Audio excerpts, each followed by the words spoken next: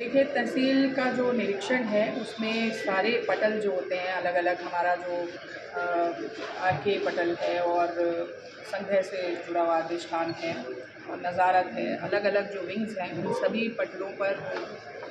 जनमानस के लिए जो सुविधाएं उपलब्ध हैं और पत्रावलियों का जो रखरखाव है इंक्लूडिंग जो न्यायालय है, तो उन सभी बिंदुओं पर एक गहन समीक्षा आज की गई। निरीक्षण का उद्देश्य केवल यही है कि सभी कार्यों में एक अनुशासन जो है वो विकसित हो, कार्य पद्धति और कार्य प्रणाली जो है वो बेहतर और पारदर्शी बने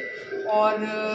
कुछ कमियां जो इंगित हुई हैं उन कमियों में अगर बोनाफाइड इंटेंशन की वजह से रह जाता है तो हम लोग निश्चित उसमें एक समय तय करते हुए इनको दिशा निर्देश देते हैं, लेकिन कुछ जगहों पर इंटेंशनल स्थिति दिखती है, लचरता या शिथिलता दिखती है तो वहाँ पे कार्रवाई भी करते हैं। तो आज का निरीक्षण जो था वो होलिस्टिकली इस पूरे कार्य को आगे ले जाने के लिए भी था। कुछ पटलों पर हम लोगों को कार्य जो है वो अच्छा व्यवस्थित दिखा है, कुछ एक जगहों पर कमी भी मिली है, तो उसके अनुरूप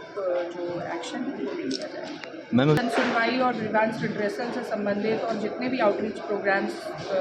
चाहे वो कार्यालय स्तर पे हों या हम लोग जो जन चौपालों के स्तर से प्राप्त हो रहे थे, उनका क्या कंप्लायंस की स्थिति है और अगर कंप्लायंस नहीं हुआ है तो जवाबदेही तय करने का उत्तरदायित्व निर्धारण करने की भी स्थिति यहाँ पर हम लोगों ने की है। अभी निर्विवाद उत्तराधिकार का एक बृहद अभियान जो है वो परिषद और प्रशासन की उसमें चल रहा है,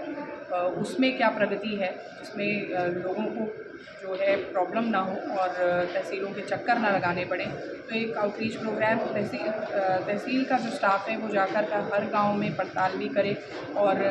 खतौनियों का पढ़ा जाना, ये पूरी एक बृहद रूपरेखा के अंतर्गत काम होना है। तो उस पूरे काम की भी समीक्षा की गई है और कुछ लोगों से भी हम लोगों ने यहाँ पर जो आए थे, जो हमारी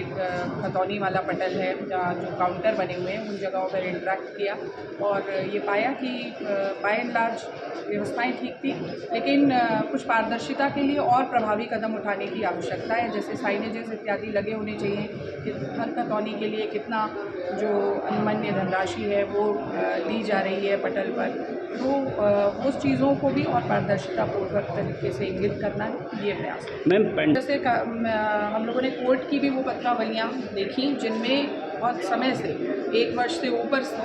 की सारी पत्रावलियों का एक तरीके से समीक्षा की गई, गहन समीक्षा की गई और जिसमें लॉन्गेस्ट एंड ओल्डेस्ट पेंडिंग भाग हैं उनकी पत्रावलियों को मैंने उनका अवलोकन किया और अकारण अगर वो लंबित थी तो उसमें हम लोग जवाबदेही भी तय कर रहे हैं और हम लोगों ने एक विशेष रूप से व्यवस्था भी दी है। अभी 7 सितंबर को और 14 सितंबर को तो लोक अदालत ही है, तो उन तिथियों में उन सारी वादों की पत्रावलियों पर निर्णय हो। एक राजस्व की लोक अदालत के फॉर्म में हम लोग एक व्यवस्था को विकसित करें और सारे पुराने लंबित जो वाद चल रहे हैं उनसे उनका निस्तारण करें।